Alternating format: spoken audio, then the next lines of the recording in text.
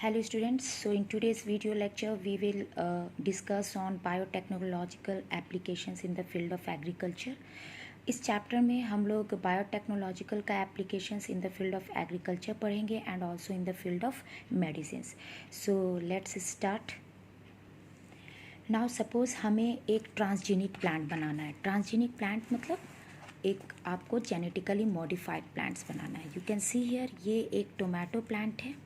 ठीक है, ये एक टोमेटो प्लांट है जो कि एक ट्रांसजेनिक प्लांट बनाए गए हैं इसके जीन्स में चेंज कर कर. एंड अगर सपोज़ आपको कोई भी प्लांट्स बनाना है, ट्रांसजेनिक प्लांट्स, जो आप प्लांट्स में अपने जीन ऑफ इंटरेस्ट डालना चाहते हो जिससे कि आप जो चाहते थे उस प्लांट्स में कैरेक्टर्स आए, वैसा होना है, तो आपको अपने एक पर्टिकुलर जीन ऑफ इंट्रोड्यूस को उस प्लांट के अंदर डालना है. तो हम लोग कौन कौन से मेथड को यूज़ कर सकते हैं. एक तो है इनडायरेक्ट मेथड. आप किसी बैक्टीरिया के प्लाज्मिड को निकालो, यानी वेक्टर मेथड होते हैं. आपने प्लाज्मिड को निकाला, उसमें अपने जीन ऑफ इंटरेस्ट को जोड़ दिया और फिर प्लांट में आपने डाल दिए. राइट, एक तो ये हुआ जिसमें इनडायरेक्ट मेथड है. दूसरा मेथड आप क्या कर सकते हो कि बिना वेक्टर का इस्तेमाल किए हुए, जैसे कि आपने जीन गन मेथड पढ़े थे, बैलिस्टिक मेथड, जिसमें गोल्ड एंड टंगस्टन के फॉयल थे, उसमें आपने जीन ऑफ इंटरेस्ट को उससे जोड़ दिए और उसके बाद आपने बम्बार्डमेंट कर दिए थे सेल के अंदर. तो कोई भी बिना वेक्टर के या वेक्टर का इस्तेमाल कर कर आप ट्रांसजेनिक प्लांट्स बना सकते हो. राइट, तो यहाँ देखो वेक्टर के इस्तेमाल कर कर एक ट्रांसजेनिक प्लांट बनाया गया है. दैट वी कॉल इट, जो आपने देखा टोमेटो प्लांट.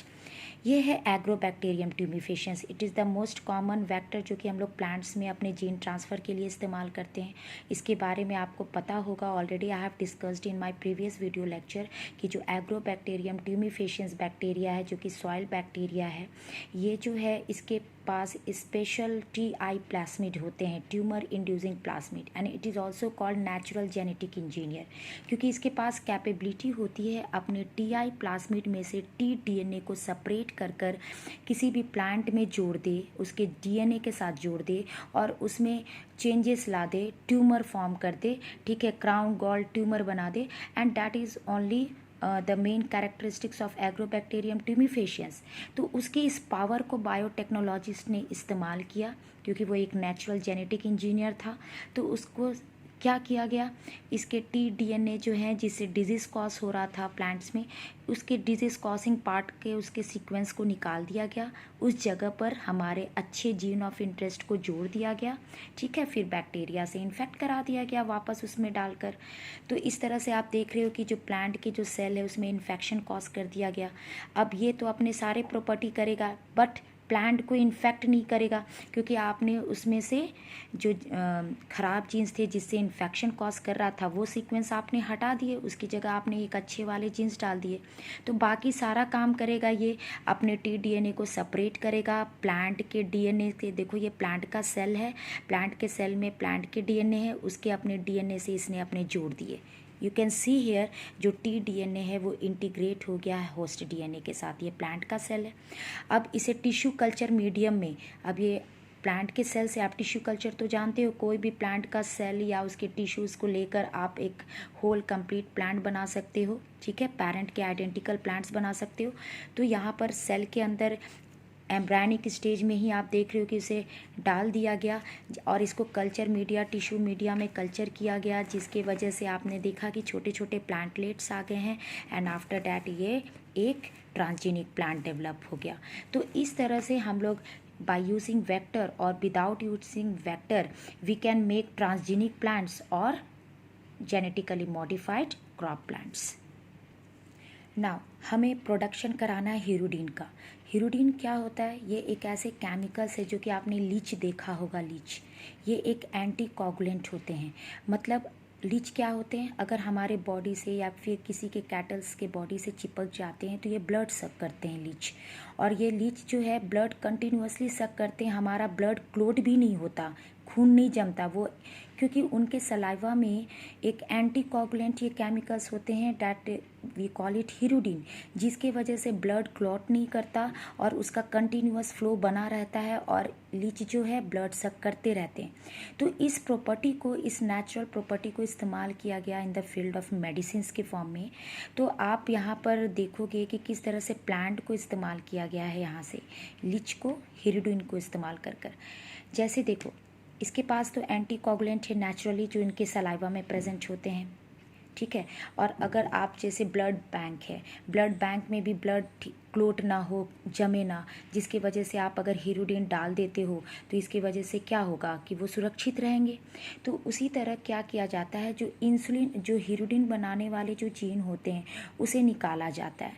तो इसे आर्टिफिशियली आप खुद भी बना सकते हो, क्योंकि हमें पता है ह्यूमन जीनोम प्रोजेक्ट में ह्यूमन के एक एक जो जितने भी डीएनए उनमें जो सीक्वेंस है उन सब के सीक्वेंस डिटरमाइंड है। जितने भी जीन्स हैं, इंसुलिन बनाने वाले जीन्स, उनके क्या सीक्वेंस होते हैं, ATGC के कैसे सीक्वेंस होते हैं, वो सब डिटरमाइंड है, ठीक है। तो उस वक्त जब ह्यूमन जीनोम प्रोजेक्ट पढ़ा जा रहा था तो नॉन ह्यूमन ऑर्गेनिजम्स के बारे में भी पढ़ा गया, जिसमें उसके पूरे सब, जैसे कि आपके ये जो लीच हैं या फिर राइस प्लांट है जो कि नॉन ह्यूमन है, तो ये सब के भी जीनोमिक सीक्वेंस का पता किया गया, राइट। तो ऑलरेडी डिटरमाइंड है सबके सीक्वेंस। तो या तो आप लीच से डायरेक्ट हीरोडिन बनाने वाले जीन को एक्सट्रैक्ट कर सकते हो, या फिर आर्टिफिशियली अगर सीक्वेंस पता है तो आप आर्टिफिशियली उसे बना सकते हो, ठीक है। क्योंकि आप कहाँ ढूंढने जाओगे लीच को, उसके जीन निकालने के लिए लीच को कहाँ ढूंढने जाओगे। इससे बेटर है कि सीक्वेंस हमें पता है तो आर्टिफिशियली सिंथेसाइज्ड कर लेते हैं। तो सपोज़ हमारा जीन जो है वो सिंथेसाइज्ड हो गया, उसको टिश्यू कल्चर में आपने क्या किया, टिश्यू कल्चर में प्लांट के अंदर आपने इंट्रोड्यूस कर दिए। कौन से प्लांट के अंदर में इंट्रोड्यूस कर दिए, ब्रासिका नेपस प्लांट, ठीक है। आई हैवेंट, या here it is mentioned brassica napus plant. तो ये ब्रासिका नेपस प्लांट में ऑलरेडी इसके अंदर आपने जो जीन सेपरेट किए थे हीरोडिन वाले, या जो आपने आर्टिफिशियली बनाए थे, वो ब्रासिका नेपस प्लांट में आपने डाल दिया अर्ली एम्ब्रायनिक स्टेज में, सेल्स में। और उसके बाद इसका आपने टिश्यू कल्चर कराया। टिश्यू कल्चर कराने के बाद आपको न्यू प्लांट मिले। तो उस न्यू प्लांट के जो सीड्स बनेंगे, उस सीड्स में ढेर सारे ये हीरोडिन का अपना एक्सप्रेशंस होगा, क्योंकि आपने जीन डाल दिए थे तो वो अपना एक्सप्रेशन तो बनाएगा। हीरोडिन केमिकल्स बन रहे थे जो कि सीड्स में काफ़ी ज़्यादा एक्यूमुलेट हो गए थे और वहाँ से निकाल लिया गया, ठीक है, हीरोडिन को। नेक्स्ट है फ्लेवर सेवर, जो कि ट्रांसजेनिक टोमेटो है, जेनेटिकली मॉडिफाइड टोमेटो बनाए गए हैं। देखो, इस नॉर्मल जो टोमेटो होता है उसमें एक जीन होते हैं जो कि प्रोड्यूस करते हैं एंजाइम्स, अपना एक्सप्रेशन कैसे शो करते हैं, एंजाइम्स प्रोड्यूस करके, डैट इज़ पॉलीगैलेक्टोयूरेनिस एंजाइम, ठीक है। अब ये एंजाइम जब बनता है, ये प्रोटीन्स जब बनता है तो क्या करता है, जो टोमेटो के जो सेल वॉल होते हैं, ठीक है, क्योंकि सेल से तो पूरा बना ही हुआ है ये फ्रूट, तो उसके जो सेल वॉल होते हैं उसके मिडिल लैमिला में, सेल वॉल की मिडिल लैमिला में आप जानते हो पैक्टिन से बने होते हैं, तो उसके पैक्टिन को ये ख़राब कर देता है। तो टोमेटो कैसा हो जाता है, पिलपिला सा होता है, बिल्कुल सॉफ्ट सा हो जाता है, और राइपनिंग, तुरंत राइपनिंग हो जाती है, ओवर राइपनिंग हो जाती है, जिसकी वजह से सारा टोमेटो ख़राब हो जाता है। तो क्या किया गया, ये पॉली अगर गैलेक्टोयूरेनिस एंजाइम का ही प्रोडक्टिविटी ख़त्म कर दिया जाए तो जल्दी से पैक्टिन डिग्रेड नहीं होगा, और जो है टोमेटो वो बिल्कुल स्टिफ रहेंगे, बिल्कुल अच्छे रहेंगे, ख़राब नहीं होंगे, ओवर राइपनिंग नहीं होगा।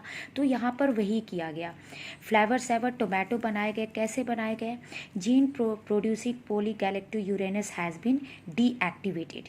उसके जो जीन्स थे टोमेटो के अंदर, जो नॉर्मल जीन्स था जो पॉलीगैलेक्टोयूरेनिस एंजाइम्स बना रहे थे, यानी ये जो प्रोटीन्स बना रहे थे, उसको डीएक्टिवेट कर दिया गया।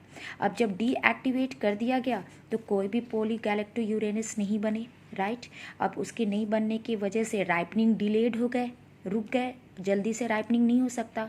नहीं तो नॉर्मली अगर आप टोमेटो प्लांट को अगर प्लांट से सेपरेट करते हो तो 5 और 6 डेज तक ही सही रहते हैं, उसके बाद ख़राब होने लगते हैं। अब देखो, अगर ये ख़राब नहीं होंगे, ठीक है, काफ़ी समय तक ये फ्रेश रहेंगे, तो इसे ट्रांसपोर्ट ईजिली किया जा सकता है, तो ये इकोनॉमिकली बेनिफिशियल है हमारे लिए, राइट। नाउ एक जेनेटिकली मॉडिफाइड कॉटन प्लांट्स भी बनाए गए जिसको हम लोग बोलते हैं बीटी कॉटन। ठीक है, ये जेनेटिकली मॉडिफाइड कॉटन प्लांट्स है। BT stands for bacteria bacillus thuringiensis. ये एक बैक्टीरिया का नाम है, बीटी इसका शॉर्ट फॉर्म है। ये एक सॉइल बैक्टीरियम होते हैं, ग्राम पॉजिटिव बैक्टीरियम होते हैं। ठीक है, अब ये देखो इसका, ये बैक्टीरिया का काम क्या होता था कि ये बैक्टीरिया में एक ऐसे जीन्स थे जिसको हम लोग बोलते हैं cry genes, CRY, cry genes, जो कि एक क्रिस्टल प्रोटीन्स बना रहा था। एक ऐसा प्रोटीन्स बना रहा था जिसके अंदर टॉक्सिन्स भरे हुए थे, जो कि इंसेक्टिसाइडल प्रॉपर्टी थी टॉक्सिन्स में। मतलब एक जहर था एक तरह से, जिसके अंदर जो है इंसेक्ट्स को मारने वाले प्रॉपर्टीज़ थे। ठीक है, इंसेक्टिसाइडल टॉक्सिन्स थे। तो उस ये टॉक्सिन्स बनाते थे। अब ये बैक्टीरिया के स्पोर्स को कोई भी अगर इंसेक्ट्स खा लेते हैं, कंज्यूम कर लेते हैं, तो उसके अंदर ये टॉक्सिन्स जाते के साथ ही एक्टिवेट हो जाते हैं। तो किस टाइप के इंसेक्ट्स पर ये असर करते हैं? जैसे लेपिडोप्टेरन्स ग्रुप के जो इंसेक्ट्स है उसमें जैसे टोबैको बर्ड वार्म आ गए, राइट, आर्मी वार्म आ गए, सिलेप्टोरेंस में आपके बीटल्स आ गए, डिप्टेरेंस में फ्लाइज एंड मॉस्किटोज आ गए। तो ये सारे जो ग्रुप्स के जो आप इंसेक्ट्स यहाँ देख रहे हो, इन सब के लिए काफ़ी प्रॉब्लमेटिक केस था ये बैसिलस थुरिंजियंसिस, क्योंकि ये इन्हें किल कर देता था। और हमारे लिए बेनिफिशियल था इन द सेंस कि ये जो इंसेक्ट्स है, ये जो प्लांट्स है उसको काफ़ी नुकसान, क्रॉप प्लांट्स को ये काफ़ी नुकसान पहुँचा रहे थे। ठीक है, जैसे कॉटन प्लांट्स है उसे काफ़ी ज़्यादा नुकसान पहुंचा रहे थे। और अगर ये कॉटन प्लांट्स को नुकसान पहुंचाएंगे तो आप समझ सकते हो कि इकोनॉमिकल वैल्यू कितना डाउन हो जाएगा। तो यहाँ पर हमें क्या करना था, इसके नेचुरल पावर को इस्तेमाल किया गया बायोटेक्नोलॉजिस्ट। अब देखो नॉर्मली क्या होता था, इस बैक्टीरिया के अगर स्पोर्स को कंज्यूम कर लेते थे ये इंसेक्ट्स, तो उसके इंसेक्ट्स के बॉडी में जाते ही जो टॉक्सिन्स थे प्रोटॉक्सिन्स के फॉर्म में होते थे। बैक्टीरिया के अंदर देखो ये टॉक्सिन्स बनता था, लेकिन बैक्टीरिया नहीं मरता था इससे। क्यों? रीज़न बीइंग कि ये प्रोटॉक्सिन्स के फॉर्म में बनते थे, इनएक्टिव फॉर्म में बनते थे। लेकिन जैसे ही अगर ये इंसेक्ट्स इस बैक्टीरिया के स्पोर्स को कंज्यूम करते थे तो उनके इन गट एरिया में, इंटेस्टाइन एरिया में, मिड गट एरिया में जाकर ये टॉक्सिन्स एक्टिवेट हो जा रहे थे। मतलब ये जो क्रिस्टल प्रोटीन्स बन रहा था वो सॉल्युबलाइज हो जा रहा था। वाई? बिकॉज उनके जो मिड गट है वहाँ पर उनको अल्कलाइन पीएच मिल रहे थे कंडीशंस, अल्कलाइन पीएच कंडीशंस मिल रहे थे गट में, जिसके गट मीन्स एलिमेंट्री कैनाल। और वहाँ पर ये जो क्रिस्टल प्रोटीन्स है वो सॉल्युबलाइज हो गए, जिसके वजह से ये क्रिस्टल प्रोटीन्स जो है, ये टॉक्सिन्स जो है, वो जाकर मिड गट के जो सेल्स थे एपिथेलियल सेल्स, उसके साथ जाकर ये बाइंड कर गए। बाइंड करने के बाद उस सेल्स में पोर क्रिएट कर गए। पोर, अगर पोर का फॉर्मेशन होता है तो आसपास जो बॉडी के फ्लूइड्स है सब उसमें भर जाएंगे, उसके बाद उसमें स्वेलिंग हो जाएगा एंड देन लाइसिस हो जाएंगे, फट जाएंगे। तो इस तरह से इंसेक्ट की डेथ हो जा रही थी। ठीक है, तो अल्कलाइन पीएच कंडीशंस मिलने से जो क्रिस्टल प्रोटीन्स बैक्टीरिया के अंदर इनएक्टिव फॉर्म में बन रहे थे, प्रोटॉक्सिन्स के फॉर्म में बन रहे थे, वो अल्कलाइन पीएच मिलने से इंसेक्ट के बॉडी के अंदर वो एक्टिवेट हो जा रहे थे। तो अब देखो इसे किस तरह से इस्तेमाल किया गया। बैक्टीरिया के अंदर से क्राई जीन्स निकाले गए, क्राई स्मॉल लेटर में लिखे जाते हैं, जो कि क्या बनाते हैं, क्रिस्टल प्रोटीन्स बनाते हैं, प्रोड्यूसेस टॉक्सिन, लेकिन वो प्रोटॉक्सिन के फॉर्म में बनाते हैं, राइट। नाउ इस क्राई जीन को इंट्रोड्यूस कर दिया गया early embryonic cell of the cotton plant. अगर जो भी कॉटन प्लांट आपको डेवलप करना है तो उसके सेल के अंदर इंट्रोड्यूस कर दो, मींस एम्ब्रायनिक स्टेज में, क्योंकि आपको पूरा का पूरा कॉटन प्लांट ऐसा बनाना है जिसमें एक एक सेल में आपको ये क्राई जीन मिले। अब इस क्राइजीन को आपने इंट्रोड्यूस करा दिया, कोई भी मेथड से आप इंट्रोड्यूस कराओ, या तो आप वेक्टर की हेल्प ले लो, एग्रोबैक्टीरियम ट्यूबिफेशियन से प्लाज्मिड, उसके प्लाज्मिड की हेल्प ले लो, या फिर direct biolistic gene gun method कर लो, राइट।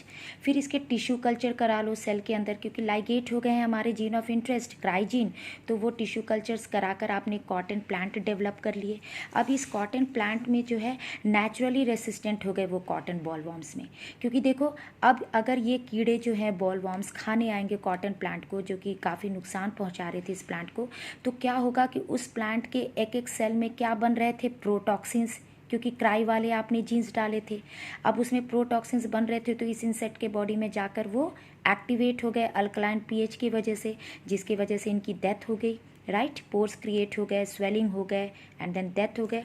तो ये क्राई जीन का देखो क्या क्या काम है। कौन कौन से टाइप है जो मोस्टली आपके एग्जाम्स में पूछे जाते हैं। Cry 1AC and cry 2AB बिल्कुल आपको लर्न रखना है। ये कॉटन प्लांट को कॉटन बॉलवॉर्म से बचा रहे थे, मतलब रेसिस्टिविटी डेवलप कर गए ट्रांसजेनिक प्लांट जो कॉटन आपने बनाए। अब वो ट्रांसजेनिक हो गया क्योंकि आपने उसमें दूसरे के जीन्स डाले थे। एंड ये कॉटन बॉलवॉर्म से प्रिवेंट करते हैं ऐसे प्लांट को जिसमें ये वाले जीन्स डाले गए। अगर क्राई 1AB आपने डाले हैं तो ये कॉर्न बोरर इंसेक्ट से प्लांट को बचा रहे थे। Thank you children.